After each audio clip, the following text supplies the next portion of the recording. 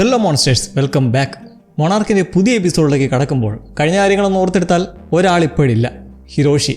അയാൾ തൻ്റെ സംഘത്തോടൊപ്പം സാന്റാ സോൾഡാറിലേക്ക് പോയത് ഏപെക്സ് കമ്പനി കോക്കായ് എന്ന ടൈറ്റൻ എക്സിനെ അടിമയാക്കി അവരുടെ താളത്തിനൊത്ത് തുള്ളിക്കുന്നത് തടയാനായിരുന്നു. പക്ഷേ നടന്നതോ? ടൈറ്റൻ വന്നോടെ ഏപെക്സ് അയച്ച ആ ഡ്രോണിൽ നിന്ന് ഇംപ്ലാന്റ് തൊടുത്തു വിട്ടെങ്കിലും അതതിൻ്റെ ടെൻഡക്കിളിലേക്ക് തറച്ചു കയറിയതോടെ കോക്കായ് മതമിളകി ആ ഏരിയയും അപെക്സ് ആസ്ഥാനവും തകർത്ത് തരിപ്പണമാക്കി. ആക്രമണത്തിൽ ഹിരോഷി കൊല്ലപ്പെടുകയും ചെയ്തു. എല്ലാവരും ഹിരോഷിയോട് യാത്ര പറഞ്ഞെങ്കിലും കെൻറ്റാരോയ്ക്ക് മാത്രം തൻ്റെ അച്ഛനെ അവസാനമായി ഒന്ന് കാണാൻ പറ്റിയില്ല. ഇത് അവരെ മാനസികമായി തകർത്ത് കളഞ്ഞു. ഇനി വീണ്ടും നമ്മൾ കടക്കുമ്പോൾ അത് ഈ സംഭവങ്ങൾക്കെല്ലാം, അതായത് പോർട്ടൽ ഡിവൈസ് വഴി കെയ്ക്കോയും സംഘത്തെയും ആക്സിസ് മുണ്ടിൽ നിന്ന് തിരിച്ചെത്തിക്കുന്നതിന് ദിവസങ്ങൾക്ക് മുന്നേ ഉള്ള സമയമാണ്. എല്ലാവരും സ്കൾ ഐലൻഡിൽ ഇതിൻ്റെ പരിപാടി ചെയ്തു വരുമ്പോൾ കൂട്ടത്തിലുള്ള കെൻറ്റാരോ കൗതുകലേശം കൂടുതലുള്ള ചെക്കനായതുകൊണ്ട് ആരുമറിയാതെ ഫെൻസിങ് കടന്ന് കാട്ടിലേക്ക് എക്സ്പ്ലോർ ചെയ്യാറുണ്ട്. അങ്ങനെ അവൻ ഒരിക്കൽ നമ്മുടെ കോങ്ങിനെ കണ്ട് അതറിയാതെ അതിൻ്റെ ചിത്രം വരച്ചുകൊണ്ടിരുന്ന സമയം കോങ് അധികം വൈകാതെ തന്നെ ഇവനെ സ്പോട്ട് ചെയ്ത് ഏതെടാ അവൻ എന്ന പോലെ ഒന്ന് വിരട്ടി വിട്ടിരുന്നു. കാരണം അവനൊരു ഭീഷണിയല്ലെന്ന് കണ്ടപ്പോഴേ മനസ്സിലായി. അങ്ങനെ തിരികെ എത്തി ഫെൻസിങ് വഴി ബേസിലേക്ക് തിരിച്ചു കടന്നപ്പോൾ അവൻ്റെ അച്ഛൻ പിടികൂടി. പക്ഷേ ഹിരോഷി അന്ന് ദേഷ്യപ്പെടുകയല്ല ചെയ്തത്. പകരം കെൻറ്റാരോ വരച്ച കോങ്ങിൻ്റെ ചിത്രം വാങ്ങി അത് തനിക്ക് തരുമോ എന്ന് ചോദിച്ച് മേടിച്ച് പോക്കറ്റിലിട്ടു. മകനൊരു ബിയറും ഓഫർ ചെയ്ത് അവർ രണ്ടുപേരും ബിയർ കഴിച്ചുകൊണ്ട് കെയ്റ്റിനെ തിരിച്ചു കൊണ്ടുവരാൻ നടത്തുന്ന ഈ പരിശ്രമത്തെക്കുറിച്ച് സംസാരിച്ചു. ഇവിടെ നമ്മൾ ഇത്രയും നേരം അറിയാതിരുന്ന ഒരു കാര്യം വ്യക്തമാകുന്നത് എന്തെന്നാൽ ഹിരോഷിക്ക് നല്ല ഡൗട്ട് ഉണ്ടായിരുന്നു ആക്സിസ് മുണ്ടിയുടെ സമയത്തെക്കുറിച്ച്, ആ ടൈം ഡയലേഷനെക്കുറിച്ച്. അവരെ തിരിച്ചെത്തിക്കുമ്പോൾ പ്രായത്തിൽ എന്തെല്ലാം വ്യത്യാസം ഉണ്ടാകുമോ എന്നുള്ള ആശങ്ക. ഇതെങ്ങനെ അയാൾക്കതിന് മുന്നേ തന്നെ അറിയാമായിരുന്നു? അതിന് കാരണം അന്ന് 2014 ആ G-ഡേക്ക് ശേഷം ഹിരോഷി എല്ലാവരെയും വിട്ട് കാണാമറയത്ത് പോയി എന്നല്ലേ കെയ്റ്റ് അടക്കം ഉള്ളവരുടെ ദേഷ്യം. എന്നാൽ സംഭവം ഹിരോഷി നേരെ എത്തിയത് അലാസ്കയിലേക്കായിരുന്നു. തൻ്റെ മാതാപിതാക്കളുടെ തിയറി ശരിയാണെന്ന് തെളിയിക്കാൻ വേണ്ടി പോയതാണെന്ന് നമുക്കറിയാം. അങ്ങനെ അലാസ്കയിലെത്തി അവിടെ ഹിരോഷി ഒരു റിഫ്റ്റ് കണ്ടെത്തിയിരുന്നു, വിള്ളൽ. അതിലേക്ക് അയാൾ കടന്നതിലൂടെ ഈ ആക്സിസ് മുണ്ടിലേക്ക് എത്തി. 2 ദിവസം പോലും തികച്ചവിടെ കഴിഞ്ഞില്ല. എന്നാൽ തിരികെ ഭൂമിയിലേക്ക് എത്താൻ സാധിച്ചപ്പോൾ ഇവിടെ 1 കൊല്ലം കഴിഞ്ഞു പോയിരുന്നു. ആ സമയമായിരുന്നു ഹിരോഷി ആഫ്രിക്കയിൽ ഉണ്ടായിരുന്നതും അവിടേക്ക് കെയ്റ്റ് സംഘവും പിതാവിനെ തിരിഞ്ഞെത്തുന്നതും അവൾ ഗോഡ്സിലെ കണ്ണോട് കണ്ട് കാണുന്നതുമൊക്കെ. അങ്ങനെ വരുമ്പോൾ ഹിരോഷി അലാസ്കയിൽ നിന്ന് റിഫിലേക്ക് കയറിപ്പോയ ശേഷമാണ് കെയ്റ്റും ഷായുമൊക്കെ അവിടേക്കെത്തി ഫ്രോസ്റ്റ് വാർക്ക് എന്ന ടൈറ്റനെ നേരിടേണ്ടി വരുന്ന സാഹചര്യം ഉണ്ടാവുന്നത്. അപ്പോൾ ചുരുക്കം പറഞ്ഞാൽ ഹിരോഷിയെ തെറ്റിദ്ധരിച്ചതാണ്. അയാൾ ഉപേക്ഷിച്ച് പോയതല്ല, പെട്ടുപോയതാണ് ആക്സിസ് മുണ്ടിയിൽ. ഇങ്ങനൊരു കാര്യം ഇതുവരെ പറയാത്തതിൽ നല്ല ദേഷ്യം വരുന്നുണ്ട് കെൻറ്റാരോയ്ക്ക്. പക്ഷേ തൻ്റെ മകൾക്ക് ഇതൊരു ദുഃഖമാകാതിരിക്കാനാണ് താനിത് രഹസ്യമാക്കി വെച്ചതെന്നായിരുന്നു ഹിരോയുടെ മറുപടി. 1 കൊല്ലം പോയെങ്കിലും ഈ ഒരു സമയത്ത് ഹിരോഷിയുടെ സന്തോഷം തൻ്റെ മകനോടൊപ്പം ഈ റെസ്ക്യൂ മിഷന് ഒരുമിച്ച് നിൽക്കാൻ കഴിഞ്ഞല്ലോ എന്നായിരുന്നു. തീർച്ചയായും ഹിരോഷിയുടെ ഉള്ളിൽ തൻ്റെ മക്കളോട് എത്രമാത്രം സ്നേഹമുണ്ടെന്ന് കൂടി കാട്ടുന്ന നിമിഷങ്ങളാണിത്. ഈ പാവമാണിപ്പോൾ ഓർമ്മയായി തലയ്ക്ക് മുകളിൽ നിൽക്കുന്നത്. സങ്കടകരമായ ഹിരോഷിയുടെ സംസ്കാര ചടങ്ങ്. അവിടെ പരമ്പരാഗതമായ ഫ്യൂണറൽ നടത്തുമ്പോൾ പതിറ്റാണ്ടുകൾക്ക് ശേഷം തൻ്റെ മകനെ ഒന്ന് കാണാൻ കിട്ടിയ കെയ്ക്കോ അതേ മകനെ മണ്ണടിക്കുന്നത് കാണുന്നത് കുറച്ചധികം വിഷമിപ്പിക്കുന്നത് തന്നെയാണ്. കെയ്റ്റിന് കുറ്റബോധമുണ്ട്, എന്താ സംഭവിച്ചെന്നറിയില്ല. പക്ഷേ ടൈറ്റനടുത്തേക്ക് ആകർഷിക്കപ്പെട്ട് പോയതാണ് എങ്ങനെയോ. അവളെ രക്ഷിക്കാൻ വേണ്ടിയാണ് ഹിരോഷി എത്തി ഒടുക്കം ഈ ഗതിയിലായത്. അതാണ് കെൻറ്റാരോയുടെ ദേഷ്യവും. ഈ ടൈറ്റന് കീഴിലേക്ക് പോയത് എന്ത് ഭാവിച്ചാണെന്ന അരിശവും അച്ഛൻ്റെ മരണത്തിന് കാരണം കെയ്റ്റാണെന്ന കെൻറ്റാരോയുടെ ദേഷ്യവും. ഇനി ഗോഡ്സില വരുമെന്നുള്ള ഭയമാണ് അവന്. പുതിയൊരു ടൈറ്റൻ തല ഉയർത്തുമ്പോൾ എക്കോസിസ്റ്റത്തിൻ്റെ ബാലൻസ് നിലനിർത്താനും ഗോഡ്സില വീണ്ടും വന്നാൽ അത് ഭൂമിയിൽ നാശനഷ്ടമുണ്ടാക്കാൻ പോകുന്ന അടുത്ത G-D ആയിരിക്കും. കെൻറ്റാരോ ആകെ തലപൊഞ്ഞ് താങ്ങാനാവാതെ ഇറങ്ങി പോകുമ്പോൾ ഇതിനിടയിൽ പഴയ ഒരാൾ വീണ്ടും അവിടെ പ്രത്യക്ഷപ്പെടുകയാണ്, ഡോക്ടർ സുസൂക്കി. ഈ പുള്ളിയല്ലേ ടൈറ്റനെ ആകർഷിക്കുന്ന മെഷീനൊക്കെ കണ്ടുപിടിച്ച് പണ്ട് മൊണാർക്ക് ട്രാക്ക് നിർമ്മിച്ച് കൊടുത്തതെല്ലാം. ഇപ്പോൾ വൃദ്ധനായ സുസുക്കിക്ക് ലീഷായും കെയ്ക്കോയും വീണ്ടും കാണുന്നതിൽ അതിയായ സന്തോഷവും അതിലുപരി അതിശയവുമാണ്. അന്ന് ഓപ്പറേഷൻ ഹവർഗ്ലാസ് സമയത്ത് മിസ്സിംഗ് ആയ ലീ 80s തിരിച്ചെത്തിയ വിവരം സുസുക്കി അറിഞ്ഞിരുന്നില്ല. ഒപ്പം കെയ്ക്കോയെ പണ്ടെങ്ങനെ കണ്ടോ അതുപോലെ ഇപ്പോഴും കാണുന്നതിൻ്റെ വിവരിക്കാൻ പറ്റാത്ത ആശ്ചര്യത്തിൽ നിൽക്കെ ഇവിടെ റിയൂണിയൻ ഹിരോഷിയുടെ സംസ്കാര ചടങ്ങിൽ വെച്ചാണെന്നുള്ളതിൻ്റെ ഒരു വിഷമവും സുസുക്കിക്കുണ്ട്. കെയ്റ്റിനെ പറ്റി ഹിരോഷി എപ്പോഴും പറയാനുണ്ടായിരുന്നു എന്ന് സുസുക്കി പങ്കുവയ്ക്കുമ്പോഴാണ് ഹിരോഷി സുസുക്കിയുമായി നല്ല ബന്ധം സ്ഥാപിച്ചിരുന്നതായി മറ്റുള്ളവർ മനസ്സിലാക്കുന്നത്. ഇപ്പോൾ ഊഹിച്ചെടുക്കാം ഹിരോഷിക്ക് എങ്ങനെയാണ് ആ ഡിവൈസ് ടൈറ്റൻ ഫോണെന്നും സുസുക്കി ഡിവൈസ് എന്നും വിളിക്കുന്ന ആ പോർട്ടൽ ഡിവൈസ് റീക്രിയേറ്റ് ചെയ്യാൻ കഴിഞ്ഞതെന്ന്. ഹത്തേരുമ ദ്വീപിൽ വെച്ച് ഹിരോഷിയുമായി മീറ്റ് ചെയ്യാറുണ്ടായിരുന്നു എന്ന് സുസുക്കി ഓർത്തെടുക്കുന്നതിന് പിറകെ ലീഷ കെയ്റ്റിനോടായി, കേട്ടോ മോളെ, ഈ പഹയൻ ഹത്തേരുമയിൽ വെച്ച് ഈ ഡിവൈസ് കണ്ടുപിടിച്ചില്ലായിരുന്നെങ്കിൽ നമ്മളൊന്നും ഇപ്പോൾ ഇവിടെ എങ്ങനെ നിൽക്കില്ലായിരുന്നു. എന്നാലും നിനക്ക് ഹത്തേരുമ ദ്വീപ് കാണാനുള്ള ഭാഗ്യമുണ്ടാവട്ടെ എന്നുള്ള ടോക്ക് കേട്ട് സുസുക്കി പിന്നെന്താ ഇപ്പോൾ തന്നെ വന്നോളൂ എന്ന് വിളിക്കുന്നു. അവർ മടിച്ചു നിൽക്കിയ ലീഷ, എന്തായാലും നിലവിൽ കോക്കായുടെ അപ്ഡേറ്റ് മൊണാർക്കിന് കിട്ടുന്നവരെ ഫ്രീ ടൈമായി ഈ സമയത്ത് ഒന്ന് പോയി വരാമെന്നങ്ങനെ നിൽക്കുമ്പോൾ ലീഷയ്ക്ക് ഇവിടെ എന്തോ ഒരു പ്ലാൻ ഉള്ളിലുണ്ട് കേട്ടോ, അതും സുസുക്കിയെ വെച്ചിട്ട്. എന്താണത് നോക്കാം. ഇവിടെ ഹത്തേരുമ എന്ന് പറയുന്നത് കേട്ട് കുറച്ച് പേർക്കേലും എന്തിനാണതെന്ന് സംശയമുണ്ടായി കാണില്ലേ? That is the monster island. പണ്ടത്തെ ഒരു സംഭവം ഓർമ്മയില്ലേ? കെയ്ക്കോയും ബില്ലും ഒക്കെ ചേർന്ന് സുസുക്കിക്കൊപ്പം ആ ഒരു ടൈറ്റൻ ഡിവൈസ് വെച്ചിട്ട് ഗോഡ്സിലെ വരുത്തിയതൊക്കെ ഇവിടെ വെച്ചിട്ടാണ്. ഈ ഹത്തേരുമ ദ്വീപ് എന്നുള്ളത് ഗോഡ്സിലയുടെ വരുത്തുപോക്കും വിഹാരകേന്ദ്രമാണെന്നൊക്കെയാണ് പറയുന്നത്. കഥ ത്രില്ലങ്ങായി വരുന്നുണ്ടല്ലേ? 1950കളിൽ സയൻറ്റിസ്റ്റായ സുസുക്കി ഇവിടെ പ്രാപഞ്ചിക ലെവലുള്ള ഗാമ റേഡിയേഷൻസ് കണ്ടെത്തി. അങ്ങനെ സുസുക്കി അവിടെ താമസിച്ച് ഈ വികിരണത്തിൻ്റെ ബേസിലാണ് ടൈറ്റൻ ഫോൺ നിർമ്മിച്ചെടുത്തതും മൊണാർക്കുമായി പിൽക്കാലത്ത് ഗോഡ്സിലെ സമ്മൺ ചെയ്തതും. എന്തായാലും ഇപ്പോൾ ഇവരെല്ലാം സുസുക്കിക്കൊപ്പം പോകുമ്പോൾ യാത്ര പറയുന്നതിന് മുമ്പ് അങ്കിൾ ലീ തൻ്റെ ആ പോക്കറ്റ് നൈഫ് ഹിരോഷിയുടെ കല്ലറയിൽ വെക്കുന്നതും ഒരു ഇമോഷണൽ മൊമെൻ്റ് ആണ്. ഇത്രയും കാലത്തിനിടയ്ക്ക് ലീഷ മൊണാർക്ക് ഉപേക്ഷിച്ച് പോയൊരു സാഹചര്യം ഉണ്ടായിട്ടുണ്ട്. നിങ്ങൾക്കറിയോ? 1958-ലാണത്. ചിലി ഗ്രാമത്തിലെ ആ ടൈറ്റാനിക് സംഭവങ്ങൾക്ക് ശേഷം വിർജീനിയയിലായുള്ള മൊണാർക്ക് ഹെഡ്ക്വാർട്ടേഴ്സിൽ ബില്ലും കെയ്ക്കോയും അവർക്ക് സ്വന്തമായി ഒരു ഓഫീസ് സെറ്റ് ചെയ്യുന്ന സമയം. കെയ്ക്കോ വന്നെടുത്ത എൽ ഗ്രാൻഡ് ഡയസ് ഡെൽമാറിൻ്റെ ഫോട്ടോ സ്നാപ്പും ഇപ്പോൾ മൊണാർക്കിൻ്റെ ഔട്ട് പോസ്റ്റിൻ്റെ എണ്ണം കൂടുന്നതിനെക്കുറിച്ചുമുള്ള സന്തോഷം പങ്കുവയ്ക്കുന്ന ബില്ലും പുതിയ ഓഫീസിലേക്ക് മകൻ ഹിരോഷി വരച്ചു തന്ന പെയിൻറ്റിംഗ് പിൻ ചെയ്യുന്ന കെയ്ക്കോയും. ഈ പെയിൻറ്റിംഗ് ആണ് കഴിഞ്ഞ എപ്പിസോഡിൽ സാന്റാ സോൾഡാറിൻ്റെ ഔട്ട് പോസ്റ്റിലായി കെയ്ക്കോ കണ്ട് ഇമോഷണൽ ആയതും ബില്ല് ഇവിടെ വീണ്ടും വന്നിരുന്നതായി മനസ്സിലാക്കിയതിൻ്റെയും കാരണം. ഓഫീസിൽ നിൽക്കെ അന്ന് അവിടേക്ക് അവരെ അഭിനന്ദിക്കാൻ ലീഷ എത്തിയപ്പോൾ അവന് പറയാനുള്ള വേറൊരു കാര്യം കൂടി ഉണ്ടായിരുന്നു. തന്നെ മിലിറ്ററി റീഅസൈൻ ചെയ്തിരിക്കുകയാണ്. ഇവിടുന്ന് പ്രൊമോഷനോടെ അധികം ദൂരമല്ലാത്ത മേരി ലാൻഡിലേക്കുള്ള പോസ്റ്റിംഗ്. അതായത് ഇനി മുതൽ ഇവർക്കൊപ്പം ടീമിലുണ്ടാവില്ല. ഇരുവർക്കും ഇതൊരു കൺഫ്യൂഷൻ ആയിരുന്നു. കെയ്ക്ക് ഉടൻ തന്നെ ഇത് ജനറൽ പക്കറ്റിൻ്റെ പരിപാടി ആയിരിക്കും, ഞാനിപ്പോൾ തന്നെ അയാളെ വിളിക്കാമെന്ന് ഫോൺ എടുക്കവേ ലീ ഇത് താൻ പറഞ്ഞതിൻ്റെ പേരുള്ള റീഅസൈൻ ആണെന്ന് അറിയിച്ചു. ഇതിൻ്റെ കാരണം തീർച്ചയായും നമുക്കറിയാം. ചിലിയിൽ വെച്ച് രണ്ടുപേരും അറിയാതെ ഒരുമിച്ച് പോയ സന്ദർഭം. സുഹൃത്തിൻ്റെ ഭാര്യയുമായിട്ട് അവിഹിതം നടത്തിയ ശേഷം ഇനി എന്തായാലും അങ്ങോട്ടുള്ള മെൻറ്റാലിറ്റി പഴയതുപോലെ ആവാൻ പോണില്ലെന്ന് അറിയാവുന്നതുകൊണ്ട് തന്നെ ലീഷ ഈ ഡിസിഷൻ എടുത്തപ്പോൾ കെയ്ക്കോയ്ക്കും ഇത് ഏറെക്കുറെ വ്യക്തമായി. ഒപ്പം ഇനിയും മനസ്സിലാകാത്ത ബിൽ എന്തായാലും ലാസ്റ്റ് മൊമെൻറ്റ്സ് ആഘോഷിച്ച് അങ്ങനെ ലീഷ മേരിലാൻഡിലേക്ക് എത്തി. അവിടെ തൻ്റെ അച്ഛനായ കേണൽ ലീലാൻഡ് ലഫായറ്റ് ഷാ രണ്ടാമൻ്റെ അടുത്തേക്കാണ് ചെന്നത്. അച്ഛനും മകനും ഒരേ പേരായതുകൊണ്ട് നമുക്ക് അച്ഛനെ ലീലാൻഡ് എന്ന് വിളിക്കാം. ഒടുക്കം മകനുമൊത്ത് ഒരുമിച്ച് നിന്ന് സേവിക്കാൻ കഴിഞ്ഞതിൻ്റെ സന്തോഷത്തിന് ഒരു കുപ്പിയെടുത്ത് വെച്ചെങ്കിലും ഷാ ആദ്യമേ എതിർത്തു. അടുത്ത ദിവസം റിപ്പോർട്ടിങ്ങിൽ പക്കറ്റിന് മുന്നിൽ ഷാർപ്പായി നിൽക്കണമെന്ന് പറഞ്ഞു. പിന്നെ എന്തായാലും ഒരു ഗ്ലാസ് അടിക്കാമെന്നങ്ങനെ ഇരുന്ന് ലീലാൻഡ് ഷായോട് മൊണാർക്ക് വിട്ടതിൻ്റെ കാരണം തിരക്കി. ഈ അച്ഛനാരാ മോൻ? അയാൾക്കറിയായിരുന്നു ഒന്നുകിൽ ആരെങ്കിലുമായിട്ട് അടിയായി കാണും, ഇല്ലെങ്കിൽ എന്തേലും അവിഹിതം ഉണ്ടായി കാണും എന്ന്. ആ മനസ്സ് തുറന്ന ചാറ്റിൽ ലീഷ കെയ്ക്കോയെക്കുറിച്ച് പറഞ്ഞു. ഇനിയും പഴയ മനസ്സോട് നിൽക്കാൻ കഴിയാത്തത് കൊണ്ടാണ് പോകുന്നതെന്ന് പറഞ്ഞു. ഇതെല്ലാം കേട്ട ലീലാൻഡ് മറ്റൊരു കാര്യം കൂടി പറഞ്ഞു. ശരീരത്തിൽ യൂണിഫോം കയറുമ്പോഴുള്ള ആ ഒരു വീര്യത്തെക്കുറിച്ച്. നമ്മൾ രാജ്യത്തിന് വേണ്ടി ജീവൻ ത്യാഗം ചെയ്യാൻ നിൽക്കുന്നവരാണ്. അതുകൊണ്ട് നമ്മുടെ സന്തോഷത്തിന് വേണ്ടി എന്തും ചെയ്യാം. എന്നാൽ ലീലാൻഡിൻ്റെ സംസാരം നോക്കിയാൽ ഒരു തരത്തിൽ ചിന്താവിഷയമായ ഒരു കാര്യമാണത്. അടിച്ചു തുടങ്ങിയ കുപ്പിയുടെ അറ്റം കാണുമ്പോൾ അടിക്കുന്ന ലീ എന്തായാലും അടുത്ത ദിവസം എഴുന്നേൽക്കുന്നത് നല്ല ഹാങ് ഓവറിലാണ്. പക്കറ്റിനെ കാണാൻ വൈകിയ ലീ ധൃതിപ്പെട്ട് ഇറങ്ങി ഡിപ്പാർട്ട്മെൻറ്റിലേക്ക് ചെല്ലുമ്പോൾ ഇന്നേരം ലീലാൻഡ് അവിടെ നിന്നൊരു മീറ്റിംഗ് കഴിഞ്ഞിറങ്ങി വരികയായിരുന്നു. പക്കറ്റിനോട് താൻ സംസാരിച്ചിട്ടുണ്ടെന്നും വൈകിയാലും കുഴപ്പമില്ലെന്നും പറഞ്ഞ് അയാൾ ഷായെ ബ്രേക്ക്ഫാസ്റ്റിനായ കമ്പനിക്ക് വിളിച്ചുകൊണ്ട് പോയി. അവിടെ വെച്ചാണ് ഒരു ഞെട്ടിക്കുന്ന വിവരം അറിയുന്നത്.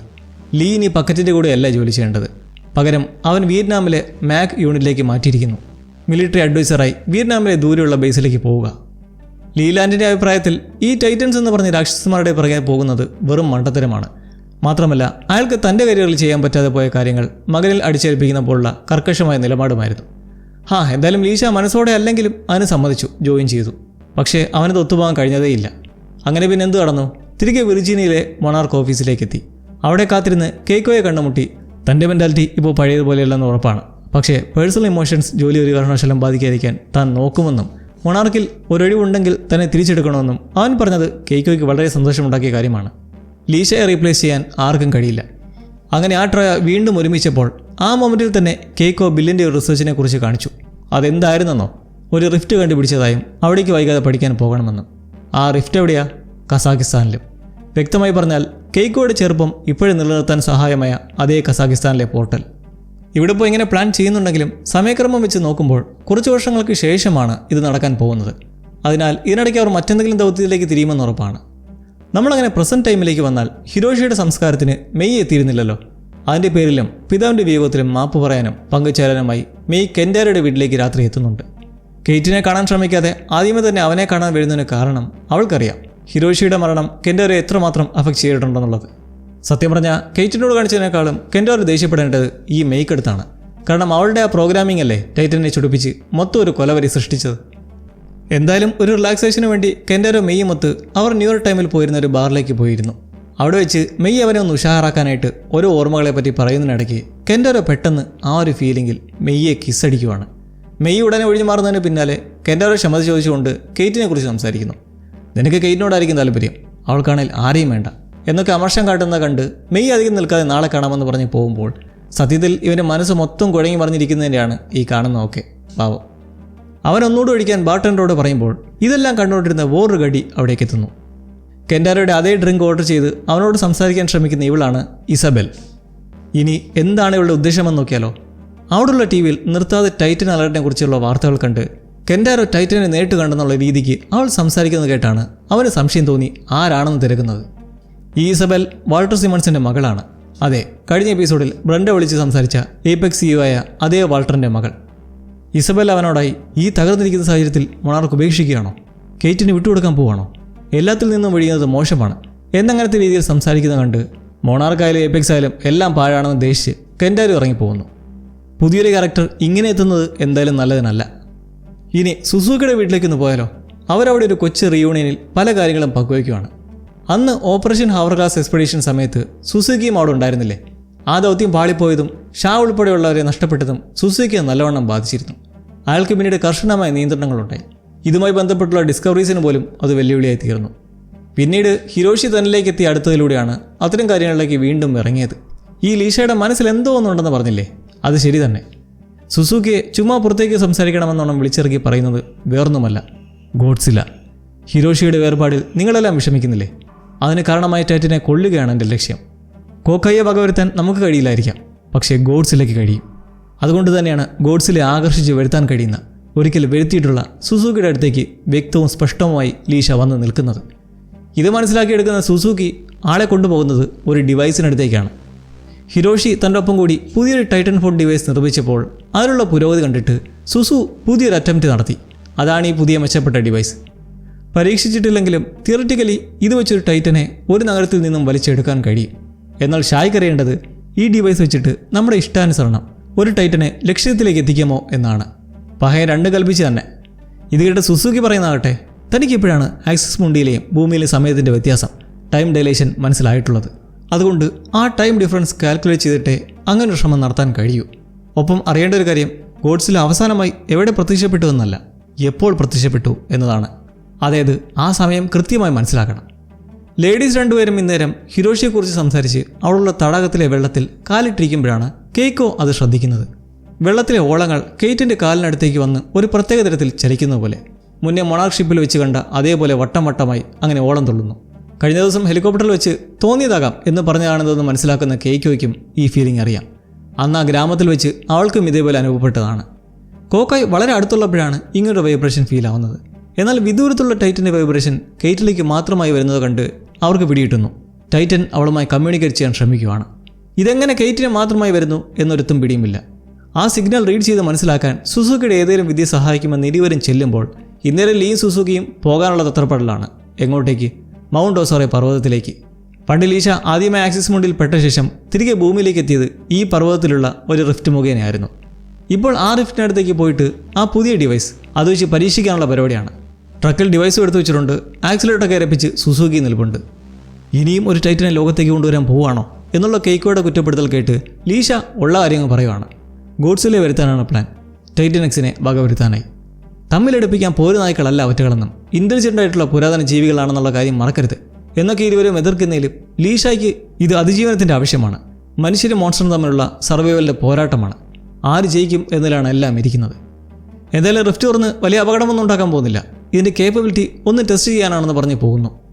ഇനി എന്തെങ്കിലുമൊക്കെ നടക്കും. നഗരത്തിലൂടെ നടക്കുന്ന കെൻഡാരോയ്ക്ക് ടൈറ്റൻ അലർട്ട്. ടൈറ്റൻ എക്സ് അതാ കടലിൽ. ഭീമൻ പീസുകൾ വന്ന് വീഴുന്നു. ആൾക്കാർ പരിഭ്രാന്തരാവുന്നതിനിടയിൽ കെൻഡാരയുടെ അമ്മയും മെയ്യും. അവരെയും കൊണ്ടുപോടുമ്പോൾ അതാ ഗോഡ്സില്ല. കോല വെരിയോടെ അവിടെ നിൽക്കുവാണ്. കെൻഡാര ഓടുമ്പോഴതാ മുന്നിൽ കെയ്റ്റ് നിൽക്കുന്നു. നമ്മളെ ആരെയും അത് ഉപദ്രവിക്കില്ല, പേടിക്കണമെന്നും പറഞ്ഞുകൊണ്ട്. പട്ടാള സംഘം ഗോഡ്സിലേക്ക് നേരെ മിസൈൽ ആക്രമണം നടത്തുമ്പോൾ കരയിലേക്ക് കയറി വരുന്ന ടൈറ്റൻ എക്സ്, അതിനു നേരെ പാഞ്ഞെടുക്കുന്ന കിങ് ഓഫ് മോൺസ്റ്റേഴ്സും നശിപ്പിച്ച്. അതൊരു സ്വപ്നമായിരുന്നു. ഓവറായിട്ട് വെള്ളമടിച്ച് കിടന്നത് നമ്മളെ കൊതിപ്പിച്ച്. എന്തായാലും വൈകാതെ ഒരു ഉഗ്രം കാഴ്ച നമുക്കിതുപോലെ കാണാം. ആ സ്വപ്നവും അതിൽ കെയ്റ്റ് പറഞ്ഞതും കെയ്റ്റിന് മേലുള്ള ദേഷ്യവും അവനിൽ മനമാറ്റം ഉണ്ടാക്കി പിതാവിൻ്റെ കല്ലറയിൽ പോയി തിരി കത്തിച്ച ശേഷം നല്ലവണ്ണം ചിന്തിച്ച് ഒരു പ്രവൃത്തി ചെയ്യുന്നു. ഇസബെലിനെ കാണാൻ ഒരു വോയിസ് മെയിൽ. ബാറിൽ വെച്ച് അവൾ തന്നെ സ്വയം തൻ്റെ നമ്പർ കെൻഡറയുടെ ഫോണിൽ സേവ് ചെയ്ത് വെച്ചിട്ടുണ്ടായിരുന്നു. ഇസബലിൻ്റെ ഉദ്ദേശം എന്തായാലും നല്ലതിനല്ല. അവൻ്റെ സങ്കടവും ദേഷ്യവും മുതലെടുത്ത് എയ്പെക്സിലേക്ക് കൊണ്ടുവരാനായിരിക്കണം. പക്ഷേ അവനിപ്പോൾ ഇങ്ങനെയൊക്കെ കാണിക്കുന്നത് ഒരു പൊള്ളത്തരവും. ഇതൊടുക്കം എന്താവും നമുക്ക് കണ്ടറിയാം. കേക്ക് ഒട്ടും സമയം കളയാതെ തന്നെ സുസുക്കിയുടെ കുറച്ച് എക്യുപ്മെൻറ്റ്സ് വെച്ച് കെയ്റ്റുമായി കണക്ട് ചെയ്യിച്ചിട്ട് എന്തെങ്കിലും റീഡിങ്സ് കിട്ടാൻ പരിശ്രമിക്കുന്നു. ലീഷ റിഫ്റ്റിനടുത്തേക്ക് പോയി എന്തെങ്കിലും വേണ്ടാത്തത് ചെയ്യും മുന്നേ ഇത് വിജയിച്ചാൽ അത് നിർത്തിക്കാനാകുമെന്ന വിശ്വാസം. അങ്ങനെ സെറ്റ് ചെയ്ത് കെയ്റ്റ് വെള്ളത്തിൽ കാലിടുമ്പോൾ സിഗ്നലുണ്ട്. പഴയ പോലെ തന്നെ ആ വൈബ്രേഷനുമുണ്ട്, എന്നാൽ വീക്കാണ്. അങ്ങനെ കെയ്റ്റിനോട് മുങ്ങിത്താഴാൻ പറയുന്നത് തുടർന്ന് അവൾ തന്നെ കൺട്രോൾ മുന്നത്തെ പോലെ വല്ലതും പോകുമെന്ന് ഭയന്ന് മുങ്ങുമ്പോൾ നല്ല വ്യക്തമായ റീഡിംഗ് ലഭിക്കുന്നു. ഒരുതരം അലർച്ച പോലുള്ള ശബ്ദവീചികളാണ്. അത് കുറച്ച് റെക്കോർഡ് ചെയ്യവേ പൊങ്ങുന്ന കെയ്റ്റിനെ സന്തോഷത്തോടെ ഇത് കാണിക്കുമ്പോൾ അവൾക്ക് അത് ആ മോൺസ്റ്ററിൻ്റെ ഭയത്തോടുള്ള അലർച്ചയാണ് അനുഭവപ്പെടുന്നത്. എവിടെയാണെന്നറിയാതെ പേടിച്ചുള്ള പോലുള്ള പരിഭ്രാന്തി. കെയ്റ്റിന് എന്തായിരിക്കും അങ്ങനെ തോന്നിയത്? ഇനി അവളെ ആ ടൈറ്റൻ മാനിപ്പുലേറ്റ് ചെയ്യുന്നതാണോ, അതോ യഥാർത്ഥത്തിൽ ആ ടൈറ്റൻ വിരണ്ടു നിൽക്കുകയാണോ? നമുക്ക് നോക്കാം. ഷാ എന്തായാലും പർവ്വതത്തിലെ ആ വിള്ളലിനടുത്തേക്ക് എത്തി സുസുക്കിയുടെ സഹായത്താൽ ടെസ്റ്റിംഗ് തുടങ്ങാൻ പോവുകയാണ്. സുസുവിൻ്റെ കാൽക്കുലേഷൻസ് വെച്ച് അയാളൊന്ന് ട്രൈ ചെയ്യും. പക്ഷേ ഒരു മുന്നറിയിപ്പ്: ഈ വിള്ളലിൽ ശേഷിക്കുന്ന എനർജിയും ഡിവൈസിൽ നിന്ന് പുറപ്പെടുവിക്കാൻ പോകുന്ന എനർജിയും കൂടിച്ചേരുമ്പോൾ അത് അതിശക്തമായിരിക്കും. ചിലപ്പോൾ ക്വാണ്ടം ഡിസ്റ്റോർഷൻ വരെ സംഭവിച്ചേക്കാം. അതുകൊണ്ട് ആ ഒരു ടൈമിലെ റീഡിംഗ് എടുക്കാനായി ഒരു പ്രത്യേക ഡിവൈസ് കൊടുത്ത് റെഡിയാക്കുന്നത് ലീഷായെ തന്നെ. വേറെ ആരിയ്ക്കുന്നു? ഈ റിഫ്റ്റ് ഓപ്പൺ ആകുമ്പോൾ ഈ ഡിവൈസ് അതിലേക്ക് ശക്തമായി ആകർഷിക്കാൻ ചാൻസ് ഉണ്ട്. അതുകൊണ്ട് ഷായെ കുറച്ച് ദൂരത്തേക്ക് മാറ്റി നിർത്തി ആ ഡിവൈസ് സ്റ്റാർട്ട് ചെയ്ത് സുസുക്കി റൺ ചെയ്യിക്കുന്നതും വൈകാതെ അവിടെ മൂടി നിന്നിരുന്ന ആ റിഫ്റ്റ് ഓപ്പൺ ആവുന്നു.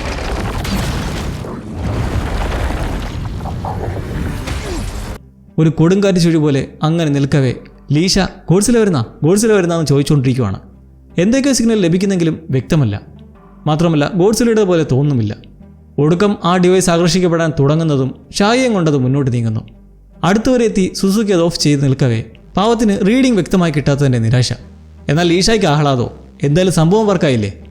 അങ്ങനെ നിൽക്കെ അവരിരുവരും പരസ്പരം സംസാരിക്കാൻ ഉപയോഗിച്ച ആ വോക്കി ടോക്കിയിൽ ഒരു സിഗ്നൽ. അതാരാണെന്ന് ചോദിക്കുമ്പോഴോ ഇതേ ലീഷായും. അന്ന് ആക്സിസ് മുണ്ടിൽ പെട്ടുപോയ സമയത്ത് സംഘമെല്ലാം മരിച്ചുപോയി ഒറ്റയ്ക്ക് നിൽക്കുന്ന സമയത്തുള്ള ലീഷ ഇപ്പോഴത്തെ തൻ്റെ വർഷനോട് സംസാരിക്കുന്ന ഒരു ടെറിഫിക് മൊമെൻറ്റ്. എന്താണിത്? ടൈം ട്രാവലോ? ലീ തൻ്റെ പാസ്റ്റ് വർഷനോടാണ് സംസാരിച്ചിരിക്കുന്നത്. എന്തായാലും വല്ലാത്തൊരു ടേണിംഗ് പോയിൻ്റാണത്. ഇവരിവിടെ ചെയ്ത് ഈ ടെസ്റ്റിങ്ങിനെ കുറിച്ചൊന്ന് നോക്കിയാൽ ചിലപ്പോൾ ഈ പറഞ്ഞ ടൈം ഡയലേഷനും ക്വാണ്ടം ഡിസ്റ്റോർഷനൊക്കെ വെച്ചിട്ട് ഗോഡ്സിലെ വരുത്താൻ നോക്കിയാൽ ചിലപ്പോൾ ഒരു ടൈം ലൈനിലുള്ള വെർഷൻ വരികയും ചെയ്യും. എന്നാൽ പ്രസൻറ്റ് ടൈം ലൈനിലുള്ള മറ്റൊരു വെർഷൻ വേറെ എവിടെയും നിൽക്കുകയോ ആവാം. ആക്സിസ് മുണ്ടിയും റിയൽ വേൾഡും തമ്മിൽ പാസ്റ്റും പ്രസൻറ്റും വേർതിരിച്ച് സോർട്ട് ചെയ്യാൻ കഴിയുന്ന പോലെ. എന്തായാലും വലിയൊരു ബാങ്ങറാണ് ലെഗസിയിൽ ഇപ്പോൾ കൊണ്ടുവന്നിട്ടുള്ളത്. എന്താണ് നിങ്ങളുടെ ഇതേക്കുറിച്ചുള്ള തോട്ട്സ്? പറയാൻ മറക്കണ്ട.